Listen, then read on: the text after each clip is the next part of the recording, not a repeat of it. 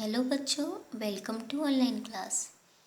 पिछले वीडियो में हमने अध्याय 2 में अस्थिदान पौराणिक कथा का अध्ययन किया था, जिसमें देवता वृत्तासुर से परेशान होकर ब्रह्मा जी के पास वृत्तासुर के विनाश का उपाय लेने के लिए गए थे।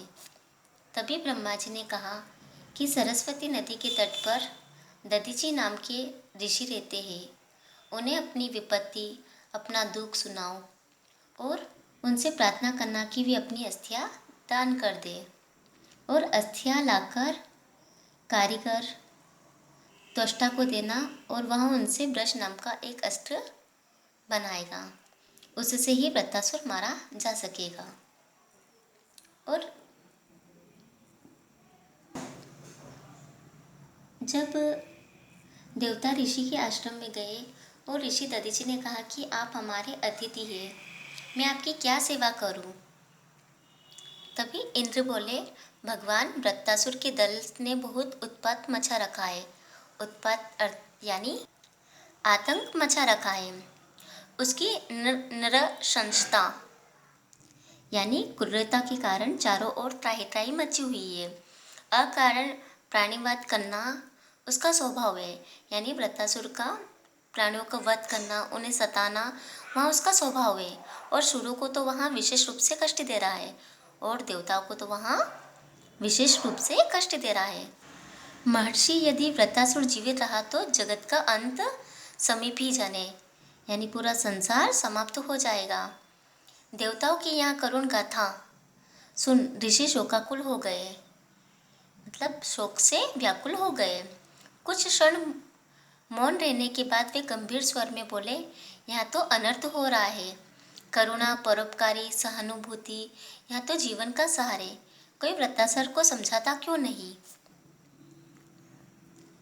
बच्चों बताओ कि ऋषि शोकाकुल क्यों हो गए?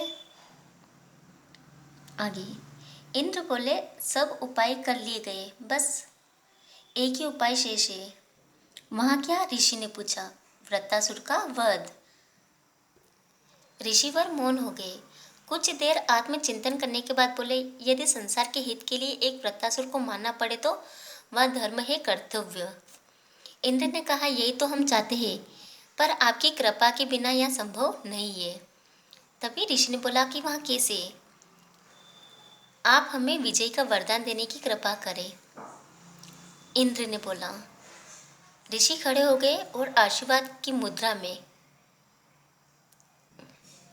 उन्होंने हाथ ऊपर उठाया और कहा, वृत्तासुर का नाश हो, असुरों पर सुरों की विजय प्राप्त हो, राक्षसों पर देवताओं को विजय प्राप्त हो। इंद्र बोले, किंतु ब्रह्मा जी ने कहा कि वृत्तासुर केवल एक ही अस्त्र से मारा जा सकता है और वह है आपकी अस्थियों से बना वज्र। यहाँ सुनना था कि ऋषि दधीची का रोम रोम पुलकित हो उठा। पुलकित यानी कि प्रसन्न हो उठा। उन्होंने दौड़कर इंद्र को आलिंगन कर लिया, यानी कि गले लगा लिया और बोले, इतनी देर क्यों लगाई देवराज? अब तक क्यों नहीं कहा? जगत की रक्षा के लिए मेरा शरीर सहर्ष प्रस्तुत है। आज मेरा जीवन धन्य हुआ। ऋषि देवताओं को आशीर्वाद देकर योगासन की मुद्रा में बैठ गए। उनके मुख पर एक दिव्य मुस्कान छा गई। वे समाधिस्थ हो गए। समाधिस्थ यानी समाधि में लीन हो गए। कुछ क्षणों में उस महामानव ने परोपकार के लिए अपने प्राण विसर्जित कर दिए। उनकी अस्थियों ने देवताओं ने ब्रज बनाया, जिससे वृत्तासुर मारा गया और असुरों यानी कि राक्षसों के अत्याचार से जगत की रक्षा हो पाई।